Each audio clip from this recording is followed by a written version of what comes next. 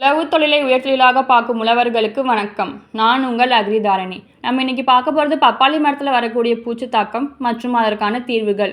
White fly, வெள்ளை ஈ, இது அதிகமாக இலையோட கீழ்ப்பகுதியில் இருக்கும். சாறுக்கள்லாம் உறிஞ்சிட்டு கொஞ்சம் கொஞ்சமாக இலையை வந்து மஞ்சள் கலரில் மாற்ற ஆரம்பிச்சிடும். அப்படி மாறும்போது இலையோட உதிர்ச்சி நமக்கு அதிகமாக இருக்கும். அடுத்து ஃப்ரூட் ஃப்ளை, இது பழுக்கக்கூடிய காய்களில் வந்து துளையிட்டு உள்ளே உள்ள சதைப்பகுதியெல்லாம் சாப்பிட்டுட்டு பிசின் மாதிரி வடியும். அந்த மாதிரி காய்கள் அப்படியே அங்கங்கே வந்து பழுப்பு நிறமாக அழுகிய மாதிரி காணப்படும்.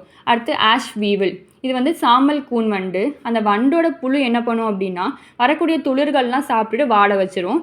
அந்த வண்டு வந்து இலையோட ஓரங்கள்லாம் அங்கங்கே கடிச்சு கடிச்சு வச்சுருக்கும். அடுத்து க்ரீன் பீச் ஏஃபிட்ஸ், இது அசிவினி பூச்சி. இது என்ன பண்ணும் அப்படின்னா இலைகள், காம்புகள், அந்த காய்களில் உள்ள சாறுக்கள்லாம் ஃபுல்லாக உறிஞ்சிரும். அப்படி உரிகிறதுனால இலை வந்து சுருள ஆரம்பிச்சிரும். அந்த மாதிரி காய்கள்லாம் சீக்கிரமே உதிர ஆரம்பிச்சிரும். அப்படி இந்த மாதிரி நடக்கும்போது நமக்கு மகசூல் வந்து குறையிறதுக்கான வாய்ப்பு அதிகமாக இருக்குது. இந்த மாதிரி எல்லா விதமான பூச்சிகளையும் தடுக்கணுமா, அதுதான் நம்ம தயாரிப்பான இன்ஃபினிட்டி. இது இயற்கை பூச்சிக்கொல்லி கூட்டமைப்பு. மொத்தம் 5 வகை நுண்ணுயிர்கள் இருக்குது. இது எல்லா விதமான பூச்சிகளையும் நம்ம மரத்தை வந்து பாதுகாக்கும். இது வந்து நீண்ட கால பயிர் அப்படின்றதுனால ஒரு ஏக்கருக்கு 500 கிராமே போதுமான அளவு. இதை எப்படி பயன்படுத்தணும்னு பார்த்தீங்கன்னா 2லேருந்து 4 நாள் தண்ணியில் ஊற வச்சுட்டு ஸ்ப்ரே மூலியமாகவோ வேர் சிகிச்சை மூலியமாகவோ ட்ரிப்பு மூலியமாகவோ நம்ம வந்து பயன்படுத்திக்கலாம். எனவே அனைத்து விவசாயிகளும் வாங்கி பயனடையுங்கள். மேலும் தொடர்புக்கு 6384440312. நன்றி.